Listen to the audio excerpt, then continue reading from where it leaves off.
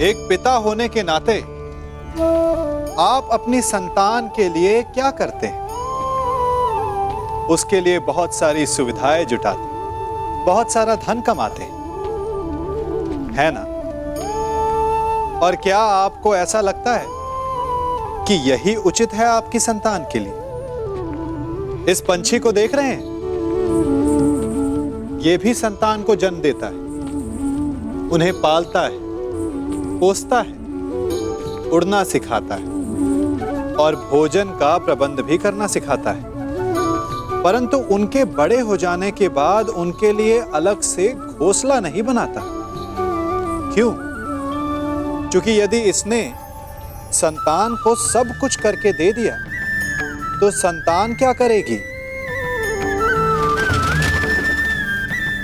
वो अपनी संतान को तब तक भोजन कराता है जब तक उसकी संतान स्वयं भोजन का प्रबंध करने में सक्षम नहीं हो जाती। और उसका लाभ यह मिलता है कि उसी की भांति उसकी संतान आत्मनिर्भर बनती है। इसलिए अपनी संतान को उतनी ही सुविधाएं दें जितनी आवश्यक हैं। मोह को त्यागें। आपका उनसे मोह उन्हें कभी आत्मनिर्भर नहीं बनने देगा। अपनी संतान को कर्म करना सिखाइए। यदि आपकी संतान कर्म करना सीख गई तो वो धन स्वयं कमा लेगी, और यदि वो आलसी अकर्मण्य बन बैठी तो आपके संचित धन का भी नाश कर देगी। ईश्वर की कृपा से सब कुछ ठीक हो रहा है दुर्योधन। ईश्वर की कृपा से या आपके छल से मम्मश्री।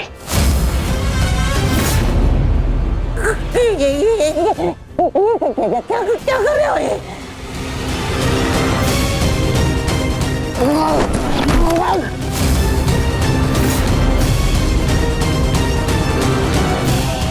पहले स्मरण कीजिए कि मैंने क्या कहा था।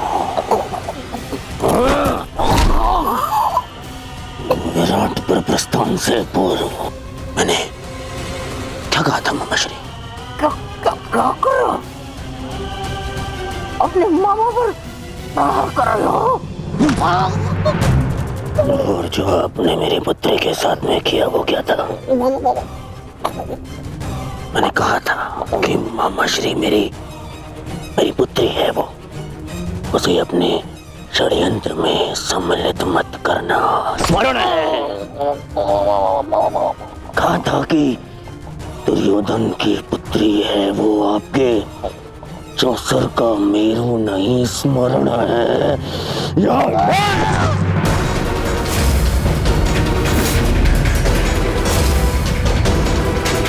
छल किया आपने मेरे साथ। अब स्वीकार कीजिए, स्वीकार करिए सत्य को कि आप कभी लक्ष्मणा का विवाह उत्तर से कराना ही नहीं चाहते थे। स्वीकार कीजिए कि आप लक्ष्मणा को यहां लाए ही थे ताकि आप उसका विवाह राम के साथ कराने की योजना बना सके। जो कुछ हुआ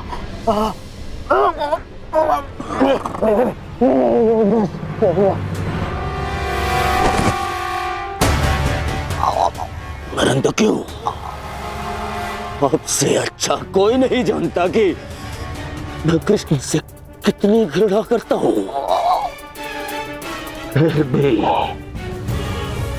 आपने मेरी पुत्री का विवाह उस रणछोड़ के पुत्र से करवाने की योजना बनाई।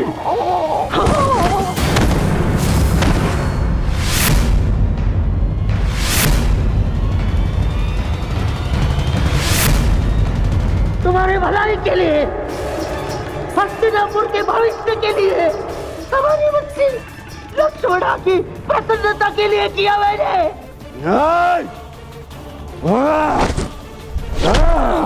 बस मुझे बहुत ठेस पहुंची है दुर्योधन। जिस भांजे के लिए मैंने अपना राजपाट, अपनी प्रजा सबका त्याग करके यहाँ हस्तिनापुर में बैठ गया। इसे इतना अपना माना मैंने कि अपने संतान को भी भूल गया।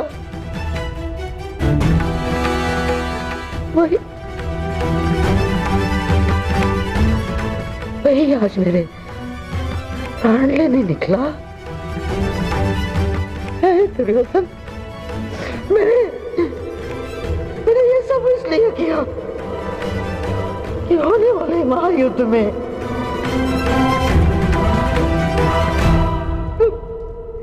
तुम्हें कोई हानि ना हो।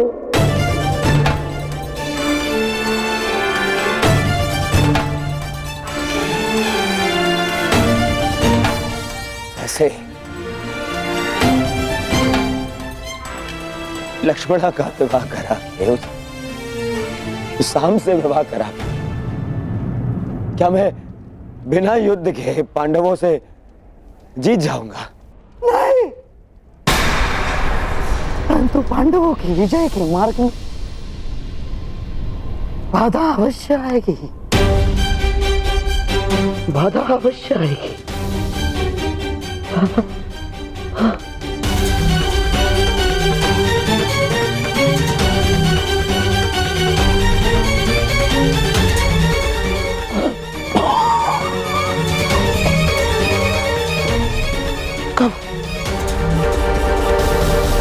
कब समझोगे तुम?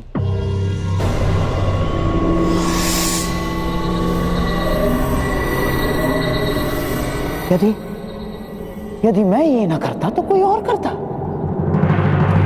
और लक्ष्मणा शाम की ही होकर रहती, क्योंकि शाम को उससे प्रेम है। यदि इस एक विवाह के कारण हमारे बच्चे लक्ष्मणा के जीवन में आनंद और तुम्हारे चरणों में विजय, तो क्या बुराई है? यदि मेरे भांजे और नातिन का भविष्य इस एक विवाह के कारण सुरक्षित है तो क्यों नहीं? देखा ना तुमने, वासुदेव यदि हमारा साथ नहीं देंगे तो उन पांडवों का भी नहीं। अब हमें बलराम समेत किसी भी यादव योद्धा का भय नहीं, और ना द्वारका की नारायणी सेना का। दुर्योधन, अब इस युद्ध में हस्तिनापुर की विजय निश्चित है तो केवल इस विवाह के कारण।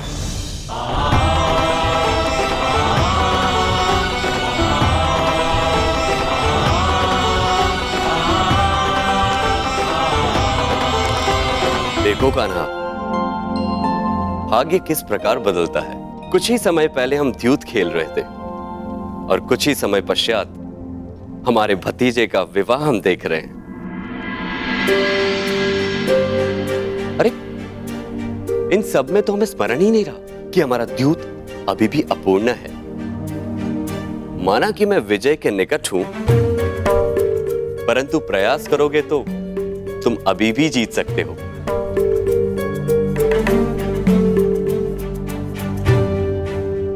क्षमा चाहता हूं दाऊ, परंतु ये दाव भी मैं पूर्ण नहीं कर पाऊंगा। क्यों? क्या हुआ? चूंकि महायुद्ध की भांति हमारे दाव की स्थिति भी विकट है, और विकट स्थिति में भाग नहीं लेना चाहिए।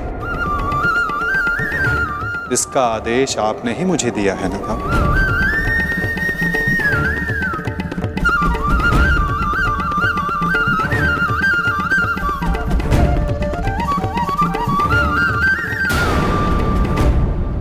क्षमा कर दीजिए मुझे। क्या करूं मैं? जब एक पुत्री विदा होती है तो उसके पिता के आंखों में अश्रु होते हैं, परंतु मेरी इन आंखों में अश्रु है मुझे मेरे शत्रु के समक्ष झुकना पड़ा। कितना बड़ा मूल्य चुका रहा हूं मैं इस विजय का मामा श्री। कितना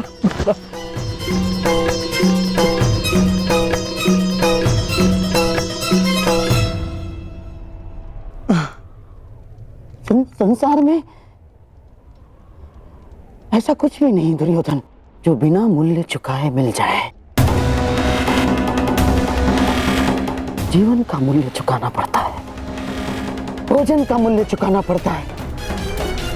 ठीक उसी बात है, पराजय और विजय का भी मूल्य चुकाना पड़ता है दुर्योधन। और अब ये जो युद्ध होने वाला है, ये केवल युद्ध नहीं है, महायज्ञ है। ये महायज्ञ, इसमें बड़ी बड़ी आहुतियां देनी पड़ेंगी दुर्योधन। हम पांडवों से उनकी पराजय का मूल्य वसूलेंगे, अवश्य वसूलेंगे।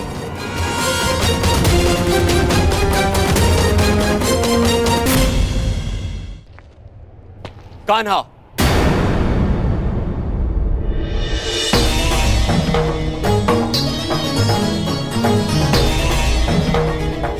तो तुम मुझ पर यह आरोप लगा रहे हो कि मैंने तुम्हें तुम्हारी इच्छा के विरुद्ध रोका है? नहीं दाऊ, मैं आप पर कोई आरोप नहीं लगा रहा। नहीं लगा रहे हो, तभी तुम हमारे अधूरे खेल को इस युद्ध से जोड़कर देख रहे हो। नहीं दाऊ, मैं तो ऐसे ही एक खेल के परिणाम के विषय में बात कर रहा हूं, जो आज से 13 वर्ष पूर्व हस्तिनापुर में हुआ था। मैं तुम्हारे शब्दों का अर्थ भली भांति जानता हूं कान्हा। तो क्या अर्थ है मेरे शब्दों का? यही कि तुम कुरुवंश के बीच होने वाले इस महायुद्ध में भाग लेना चाहते हो। परंतु ये मत भूलो कान्हा, ये एक ही वंश के संतानों के बीच का युद्ध है। मानता हूं कि तुम्हें पांडव प्रिय है और द्रौपदी तुम्हारी सखी है, परंतु केवल इसी कारण से युद्ध में भाग लेना उचित नहीं है। दुर्योधन भी हमारा संबंधी है। विचार करो कान्हा, युद्ध में दोनों ओर से अपनों का ही रक्त बहना निश्चित है। तो क्या हमारे युद्ध में तटस्थ होने से क्या हमारे अपनों का रक्तपात नहीं होगा? क्या हमारे अपनों का रक्तपात रुक जाएगा दाऊ? परंतु हमारे हाथ हमारे ही अपनों के रक्त से नहीं रंगेंगे और हम अधर्म से बच जाएंगे।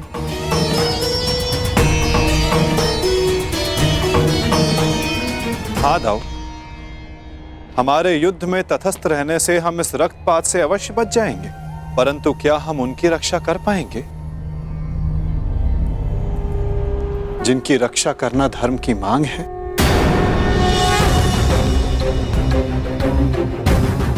क्या नदी की धारा में किसी को डूबते देखना धर्म है दाऊ, या उसे बचाने का प्रयास करना? यदि धारा को बदलना है तो वस्त्र के भीगने का भय त्यागना पड़ता है।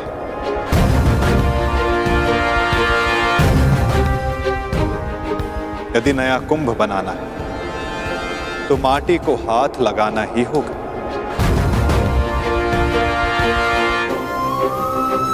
आप तो योद्धा हो दाऊ, क्या व्यू से बाहर रहकर व्यू को भेदा जा सकता है? यदि अधर्म का नाश करना है तो धर्म का पक्ष लेना ही होगा, क्योंकि धर्म युद्ध में अपना धर्म ना निभाना भी अधर्म ही होगा ना दाऊ। हमने पहले भी अपने संबंधी के रक्त से अपने हाथों को रंगा है, ताकि निर्दोष जनों को रक्त के अश्रु ना बहाने पड़े। मामा का स्मरण है ना दाऊ? जो भी होगा ना, मैं इस युद्ध में भाग नहीं लूंगा।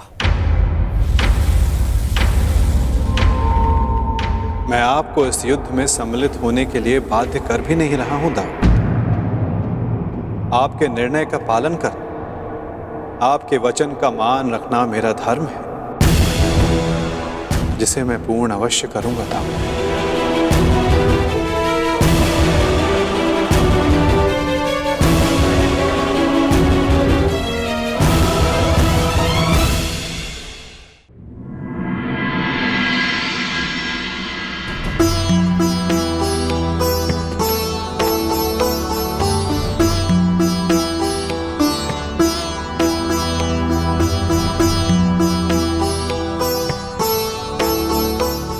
सदा सुखी रहो।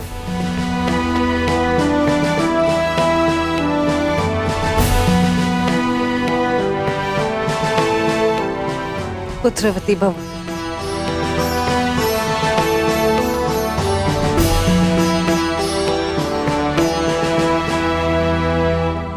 सदा सुखी रहो।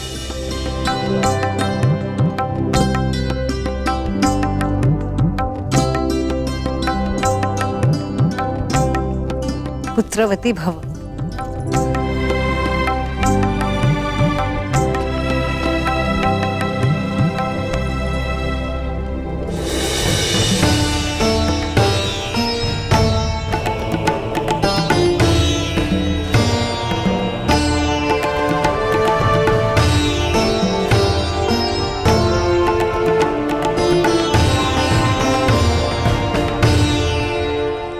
सदा सौभाग्यवती भव।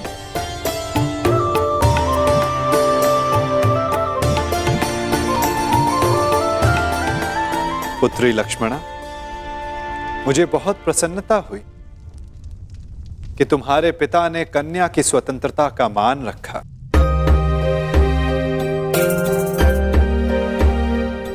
मुझे भी प्रसन्नता है दुर्योधन कि तुमने राजनीतिक शत्रुता से ऊपर आकर अपने पुत्री के हृदय की सुनी, उसके मन का मान रखा। संसार में हर किसी को अपना जीवन साथी चुनने का और अपने भविष्य के लिए निर्णय लेने का अधिकार है। छोटों का कर्तव्य है कि वे बड़ों के आज्ञा का आदर करें और बड़ों का धर्म है कि वो छोटों के निर्णय का मान रखें।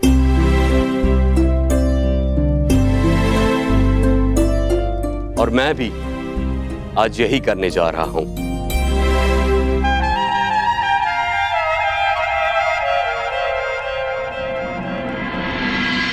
मुझे क्षमा कर देना कान्हा।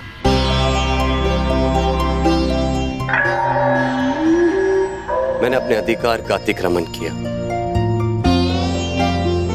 तुम्हारी ओर से मुझे निर्णय लेने का कोई अधिकार नहीं था।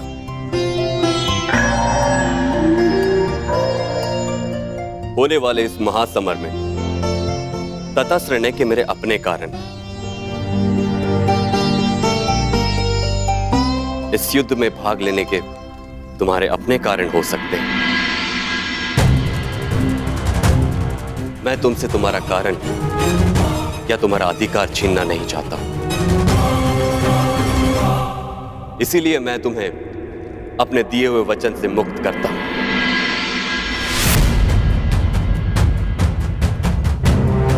और युद्ध में तुम्हें किस पक्ष में जाना है उसका निर्णय तुम स्वयं ले सकते हो।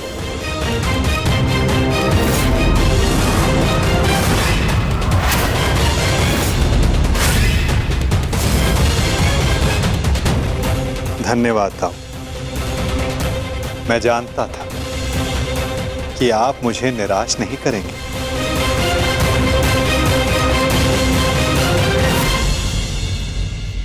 वासुदेव, हम दोनों ही आपके संबंधी हैं। आप किसके पक्ष में रहेंगे?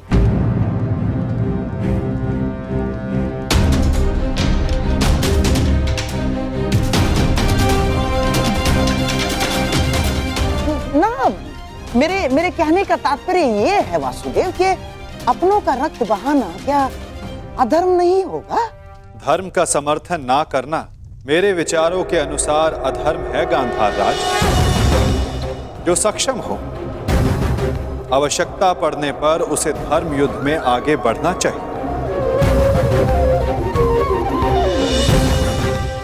और मैं इस धर्म युद्ध में सम्मिलित होऊंगा।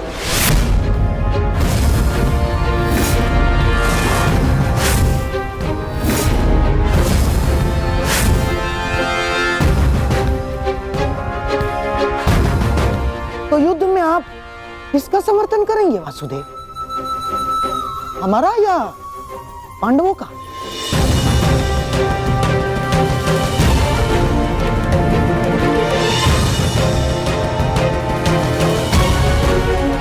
उसका गांधार राज जो मेरे पास सर्वप्रथम समर्थन मांगने आएगा।